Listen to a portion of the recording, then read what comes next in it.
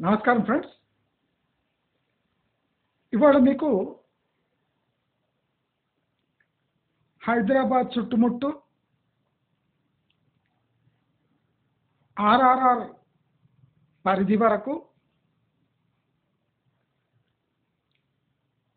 ఈ హెచ్ఎండిఏ విస్తరణ ఎందుకు ప్లాన్ చేశారు, అసలు ఈ ప్లాన్ చేయటం వల్ల రియల్ ఎస్టేట్ ఇండస్ట్రీకి కోలుకోలేని చావు దెబ్బ తగలబోతుంది. అసలు ప్రభుత్వ కోరిక లేదా ప్రభుత్వము తన ఆదాయాన్ని పెంచుకోవడానికి ఒక డెవలప్డ్ సిటీ లైక్ హైదరాబాద్ని దాని గ్రోత్నే పణంగా పెట్టిన మొదటి సందర్భం ఇది అనుకుంటా.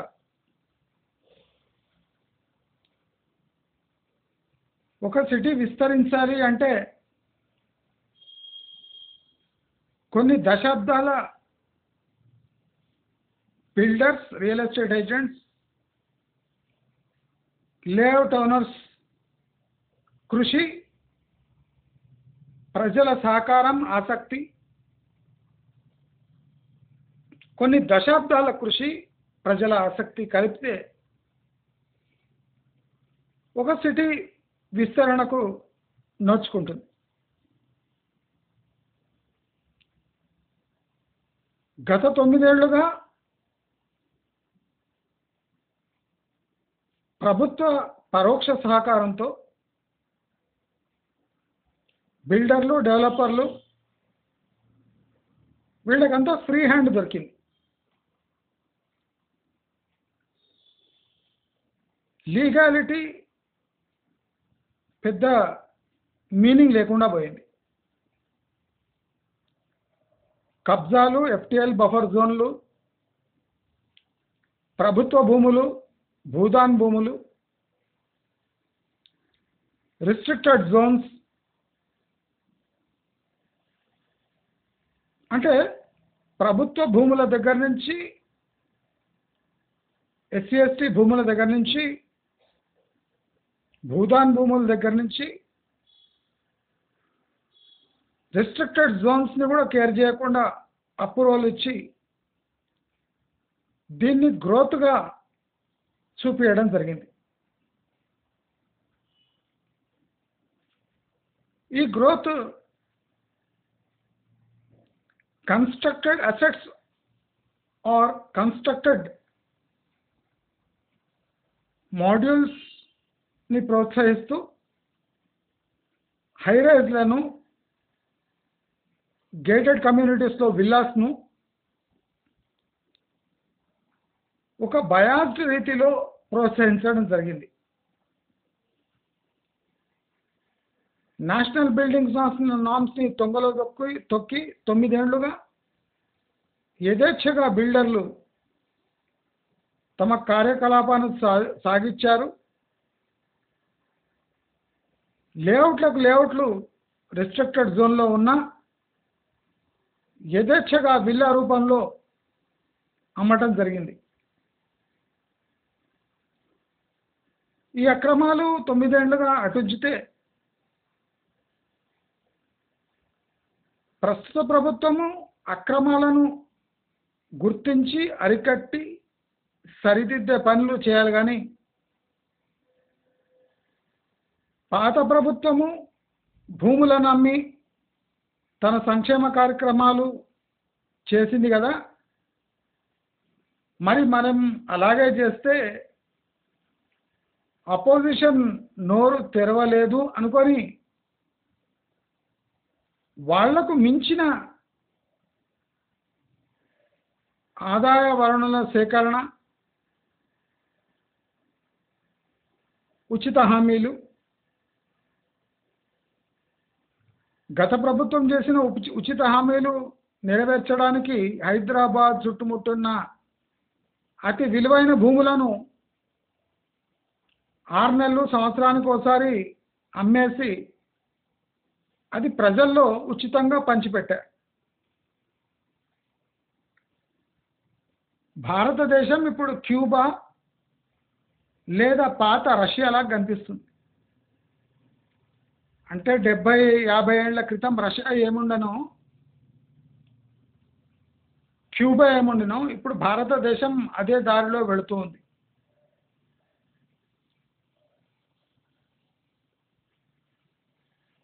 అసలు ఒక స్టేట్ కానివ్వండి, సిటీ కానివ్వండి,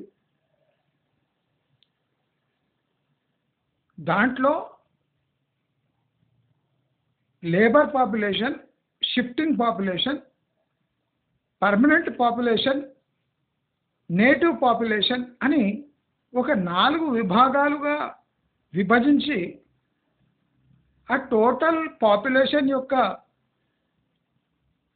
సీరియస్నెస్ని, నేటివిటీని, పర్మనెంట్గా ఉండే జనాలను వేరువేరుగా గుర్తిస్తే ప్రాక్టికల్గా హైదరాబాదులో సీరియస్గా నివసించే పాపులేషన్ గురించి మనకు ఒక అంచనా వస్తుంది. గత వీడియోలో చెప్పినట్టు ఈ హెచ్ఎండిఏ విస్తరణ ప్రతి సంవత్సరం ఒక 3 నుంచి 5 కిలోమీటర్లు పెంచింటే దానికో లాజిక్ ఉండే.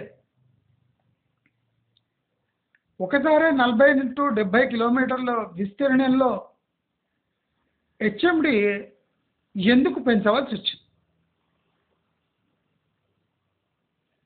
పర్మనెంట్ ఎంప్లాయిడ్ పాపులేషన్ లేదా నేటివ్ పాపులేషన్ లేదా తెలంగాణ డిస్ట్రిక్ట్ పాపులేషన్ మనం కరెక్ట్గా అంచనా వేశామంటే ప్రస్తుతానికి ఓఆర్ఆర్ సరిపోతుంది.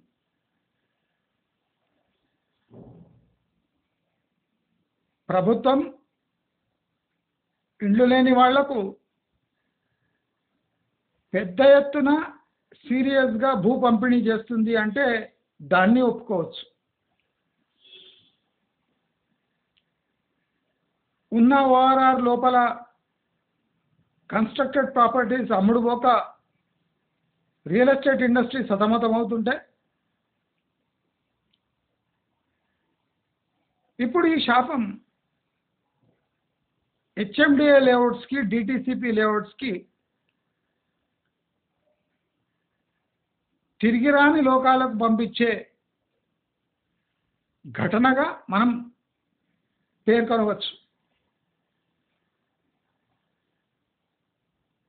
ఈ హెచ్ఎండిఏ పెంపు వల్ల హెచ్ఎండిఏ ప్రాక్టికల్ ఇప్పటివరకు ఉన్న హెచ్ఎండిఏ అప్రూవల్ ఉన్న లేఅవుట్స్ ధరలు సుమారు 40% వరకు స్పాట్లో పడే అవకాశం ఉంది. అంటే ఏండ్లుగా ఈ ప్లాట్లను అమ్మే ప్రయత్నం చేస్తున్న లేఅవుట్ ఓనర్స్కి బహుశా ఇంకో 5-6 ఏళ్ళు పట్టొచ్చు.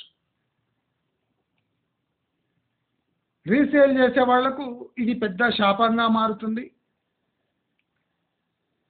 ఇన్వెస్ట్మెంట్ అనే పేరుతో కొన్న వాళ్లకు ఇది ఇంకా ఒక 7 to 10 years వెయిట్ చేసే పరిస్థితులను కనిపిస్తుంది. మనం ఆలోచిస్తే సడన్గా హెచ్ఎండిఏని ఆర్ఆర్ఆర్ వరకు, ఆర్ఆర్ఆర్ నుంచి ఇంకో 5 కిలోమీటర్ల వరకు ఎందుకు పెంచుతున్నారు?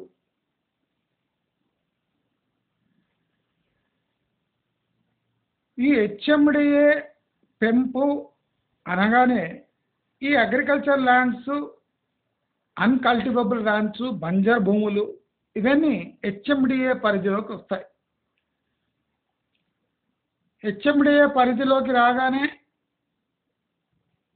దీని విలువలు పెరగాలి అంటే నాలా కన్వర్జన్ కావాలి. లక్షల ఎకరాలు నాలా కన్వర్జన్ కోసం అప్లికేషన్లు వస్తాయి. అదే కాకుండా RRR నుంచి 5 కిలోమీటర్ల వరకు అంటే దాటి 5 కిలోమీటర్ల వరకు హెచ్ఎండిఏ ఉన్న కారణంగా ఇప్పుడు ప్రతి ఒక్క లేఅవుట్ హెచ్ఎండిఏ నామ్స్ని పాటించాలి. డిటిసిపి గ్రామ పంచాయత్ లేఅవుట్స్ మొత్తము హెచ్ఎండిఏ పరిధిలోకి వస్తాయి కాబట్టి అన్నీ రీఅప్లై చేసుకోవాల్సి వస్తుంది. అంటే హెచ్ఎండిఏ లెక్కల ప్రకారం ఆ భూముల విలువ రావడానికి హెచ్ఎండిఏకి ఎంత రుసుముగా చెల్లించాలో అంత చెల్లించాలి. అగ్రికల్చర్ ప్రాపర్టీస్ తమ అగ్రికల్చర్ని కొనసాగించవచ్చు, కానీ పక్కకున్న భూముల ధరలు దాని కన్వర్జన్ చూసి పెద్ద ఎత్తున అగ్రికల్చర్ భూములన్నీ లేఅవుట్లుగా మారి బీడుగా పడే సూచనలు ఉన్నాయి.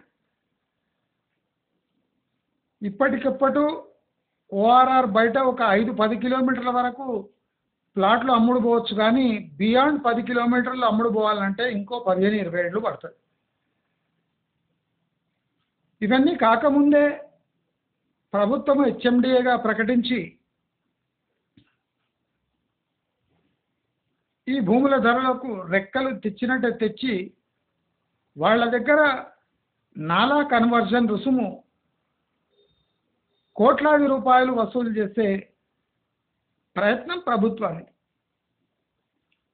మరి డబ్బంతా ఎక్కడ పోతుందంటే మళ్ళీ సంక్షేమ ఉచిత కార్యక్రమాలకే పోతుంది. హైదరాబాద్ డెవలప్మెంట్ కానివ్వండి, ఇప్పుడు కొత్త హెచ్ఎండిఏ పరిధి డెవలప్మెంట్కి డబ్బు వెళ్ళదు.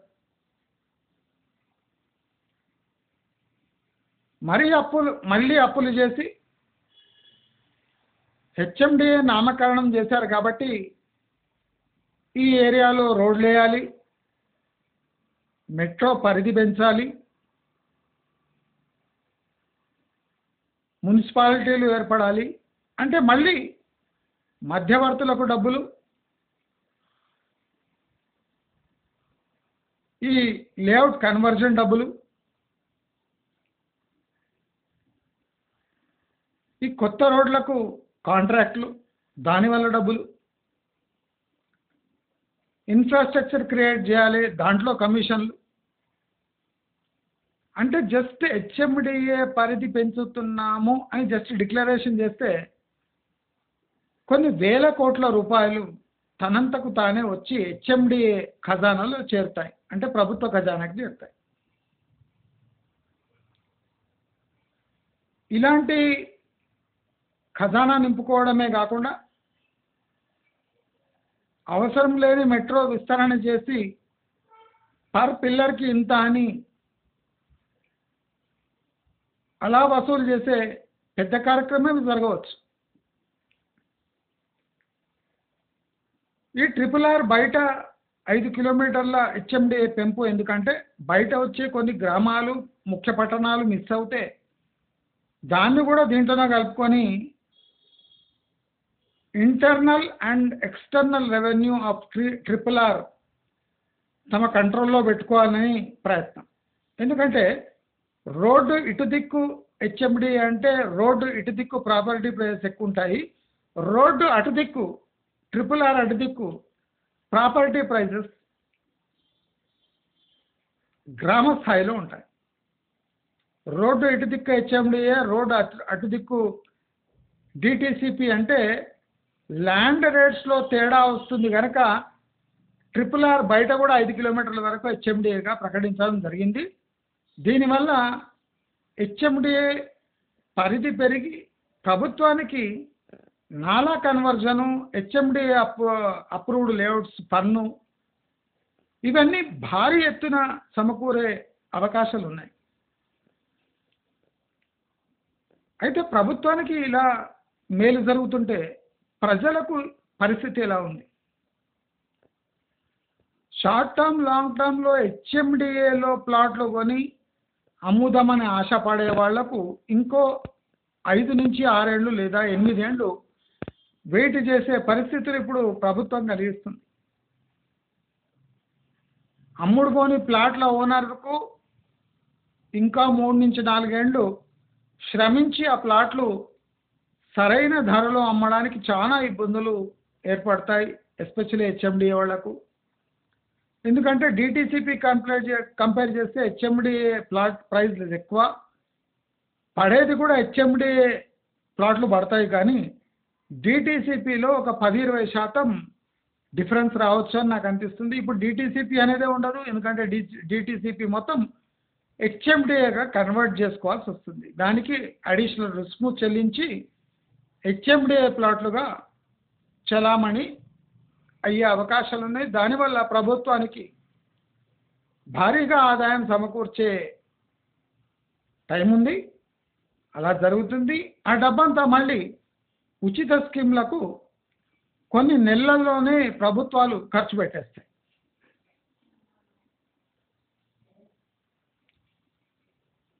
ఇండస్ట్రియల్ డెవలప్మెంట్ లేదా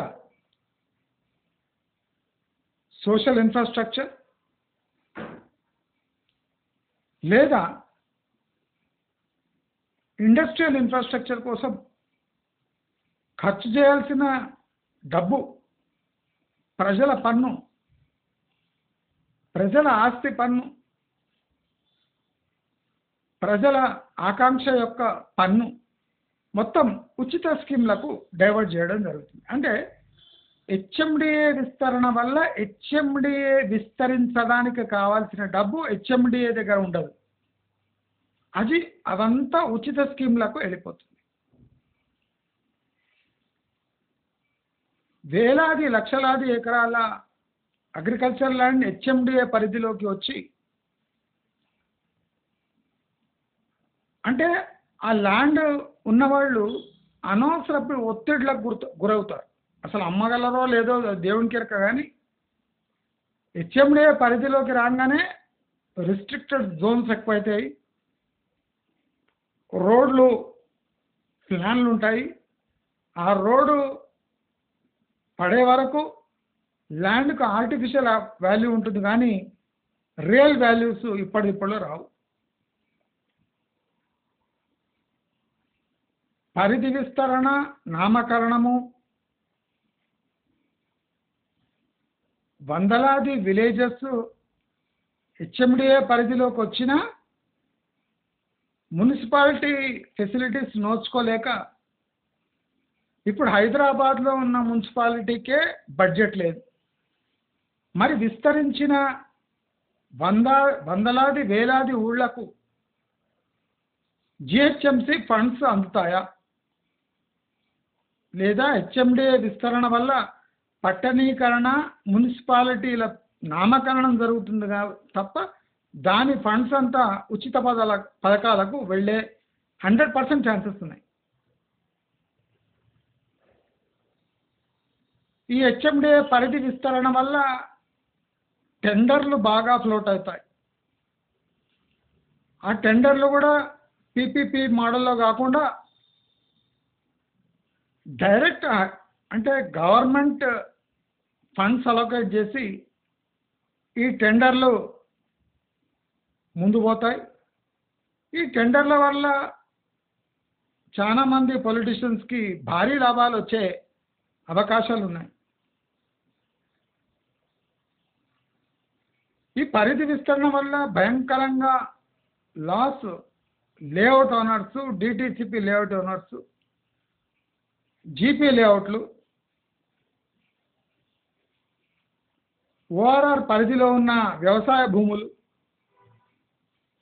వీళ్ళ ధరలు భయంకరంగా ఒక 40 నుంచి 60% పడే అవకాశాలు ఉన్నాయి. ఇప్పుడు ఓఆర్ఆర్ చుట్టుముట్టు ఉన్న హెచ్ఎండిఏ లేఅవుట్లు కడతాల్ లేదా ఇబ్రహంపట్నం మాల్ దగ్గర ఉన్న లేఅవుట్లతో పోటీ పడతాయి. భారీగా కుంభకోణాలు, భారీగా భూమి మార్పిడ్లు, కబ్జాలు, ఊళ్ళ పరుజులు, రోడ్ల విస్తరణ, ల్యాండ్ అక్విజిషన్స్ ఇవన్నీ భారీగా పెరిగి పెద్ద గందరగోళమైన సిచ్యువేషన్ ఏర్పడే ఛాన్సెస్ 100% ఉన్నాయి. అసలు హెచ్ఎండిఏ డిటిసిపి ఓల్డ్ లేఅవుట్స్ భయంకరమైన సిచ్యువేషన్ ఏర్పడతాయి. గబగబా అమ్మే ప్రయత్నంలో భారీ డిస్కౌంట్లు ఇవ్వాల్సి వస్తుంది. ఓఆర్ఆర్ చుట్టూ ఉన్న HMDA DTCP form lands plots దీనికి ఒక 10-20 కిలోమీటర్ల దూరం ఉన్న హెచ్ఎండిఏ అప్రూవ్డ్ లేఅవుట్స్కి పోటీ ఏర్పడుతుంది. సిచ్యువేషన్ చాలా గంభీరంగా ఉంది. ఎస్పెషలీ భూములు అమ్మి కొనే వాళ్లకు ఒక 6 to 8 years వెయిటింగ్ టైం మన ప్రభుత్వమే కలిగిస్తుంది. విస్తరణ పేరుతో పరిధి పెంచిన అభివృద్ధి పేరుతో పరిధి పెంచలేని స్థితి. ఎందుకంటే ఫండ్స్ లేవు కాబట్టి పేరు హెచ్ఎండిఏ కానీ అక్కడ ఏ ఫెసిలిటీస్ లేక ఆ లేఅవుట్ ఓనర్స్ ఇబ్బంది పడతారు, ప్రజలు ఇబ్బంది పడతారు. ప్రభుత్వానికి మాత్రం నాలా కన్వర్జన్ రూపంలో లేఅవుట్ అప్రూవల్స్ రూపంలో భారీ నగదు వచ్చే ఛాన్సెస్ ఉన్నాయి. అది కాకుండా టెండర్ల వల్ల ప్రజాప్రతినిధుల జేబులు నిండుతాయి కానీ నార్మల్ ప్రజల ఆకాంక్షలు నెరవేరవు. అగ్రికల్చర్ ల్యాండ్స్ యొక్క యూటిలిటీ పడిపోయి ఆ ఆదాయం కూడా వాళ్ళకు రాదు అని భావిస్తూ మీరందరూ ఈ గడ్డు కాలాన్ని సక్సెస్ఫుల్గా ఎదుర్కోవాలని ప్రభుత్వాన్ని పై ఒత్తిడి పెంచి ఈ హెచ్ఎండిఏ పరిధి నేను చెప్పినట్టు సంవత్సరానికి 3 నుంచి 5 కిలోమీటర్లు పెంచుకుంటూ పోతే కొనేవాడికి అమ్మేవాడికి ఒక అంచనా ఉంటుంది. ఆ కొన్న ల్యాండ్కు స్లోగా అప్రిషియేషన్ పెరుగుతుంది. రియల్ ఎస్టేట్ అనే పదానికి ఒక అర్థం మిగిలి ఉంటుంది అని తెలియజేస్తూ నమస్కారం.